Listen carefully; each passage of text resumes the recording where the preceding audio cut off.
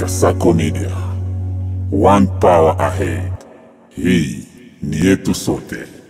Mdau wa Kasako Media, kama unavyoona hapa mambo yani pamechangamka kama hivi, mpira umekwenda kuisha na nimeweza kumchukua kocha wa klabu United ili tuende kusikiliza baadhi ya maneno kutoka kwake. Habari? Nzuri. Uko poa kabisa? Niko sawa kabisa. Unataka tuambia nini kuhusiana na mchezo wa leo? Mchezo kwanza ni fair player, pili mchezo ni matokeo matatu, kuna kufungwa, kufunga na kudroni. Lakini shida ya mchezo inaharibiwa na watu wenyewe wanaona wanaoharibu mechi zetu ni wakina nani. Hata nyinyi wenyewe watangazaji lazima muone na umakini. Muone mnatangaza vyanzo vinakuwa vinaharibu mpira kambini ni vyanzo gani.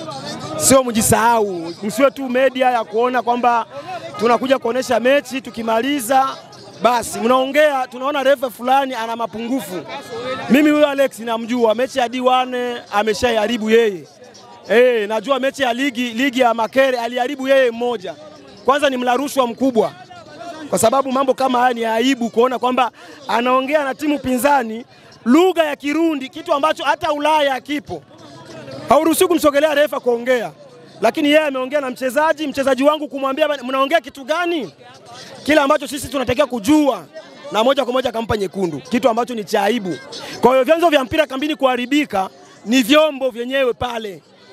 Ina maana ngazi ya urefa ndio chanzo kabisa cha mpira kuharibika kambini. Wewe unahisi ni kwa sababu gani inatokea hivi? Kwa sababu ya mapenzi kutokujua soka, na wale ambao wanaandaa pale kwenye afreni wanaandaa kinyume na sheria. Huwezi kumpatia mtu wa Miracle, yeye anajulikana ni mtu wa Miracle. Aidha ni Murundi ukampatia mechi kama hii. Kwa sababu kwamba ukimpa mtu kwamba kuwa refa wakati na ana maamuzi yoyote yale ambayo anaweza kufanya. Na ndio maana alipingana na maamuzi ya Kibendera. Yeye anaamua hivi, Kibendera anamwambia mimi ndio niko kwenye tukio, anaamua kukataa kwa sababu yeye anajua yeye ndio mtu wa mwisho. Hatuwezi kuendelea na soka kama hili. Unawaambieje, mtaendelea nao au ndio hivyo hamuwataki tena? Kisheria ya soka kwamba mimi nitaambia timu iandike barua, maana tuliwahi kuona mechi ya Manchester City na United. Refa alikataliwa, Edward Webb alikataliwa kwa ujinga wake kama kisa anavyopiga firimbi Alex. Kwa sababu hata ulinzi wenyewe utachoka, utapiga rungu mpaka utachoka. Okay. Kwa hiyo sisi tuna haki ya kumkataa refa, hatutaki kumuona kwenye mechi zetu maana ni mharibifu. Okay, ni sawa. Na vipi kwa upande wa timu yako? Unahisi ni kitu gani labda ambacho kilikuwa kimewafelisha sana kwenye mchezo wa squad? Kilichokuwa kimewafelisha tu ni sababu unajua mechi ya kwanza ni final ya timu. Kila timu mechi yake ya kwanza ni final. Na sio kila timu ambayo inaweza kupata ushindi kwenye mechi ya kwanza. Timu nyingi sana kwenye ligi zote tunaweza kwenda kuziona, ligi ya makundi huwa timu nyingi sana zinaishia kwenye draw. Kuna timu zinaishia kwamba mechi yake ya kwanza ni draw, ikifika mechi ya pili ndo anatafuta pointi. Kwa hiyo inatokea kwangu mimi, nimeona ni kawaida.